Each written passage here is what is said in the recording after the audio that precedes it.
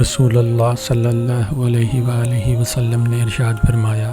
صاحب ایمان اچھے اخلاق سے ان لوگوں کا درجہ حاصل کر لیتے ہیں جو رات بھر نفل پڑھتے ہیں اور دن کو ہمیشہ روزہ رکھتے ہیں۔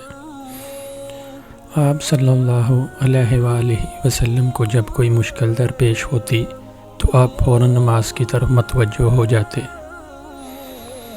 حضرت ابو ہریرہ رضی اللہ تعالی عنہ سے روایت ہے کہ رسول اللہ صلی اللہ علیہ وآلہ وسلم نے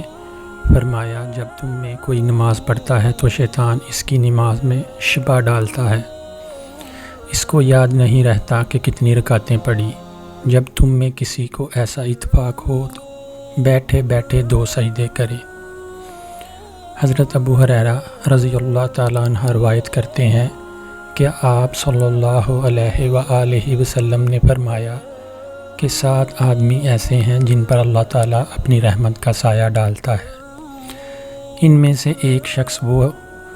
جو اللہ تعالیٰ کا ذکر کرے تو اس کی آنکھ سے آنسو جاری ہو جائے۔ سیدنا ابو ہریرہ رضی اللہ تعالیٰ عنہ سے روایت ہے کہ رسول اللہ صلی اللہ علیہ وآلہ وسلم نے فرمایا، سب سے بڑا نام جس پر روز قیامت اللہ تعالیٰ کی ہاں شرمندگی ہوگی وہ یہ ہے کہ آدمی اپنے آپ کو شہنشاہ کہلوائے۔ حضور صلی اللہ تعالیٰ علیہ وآلہ وسلم نے فرمایا،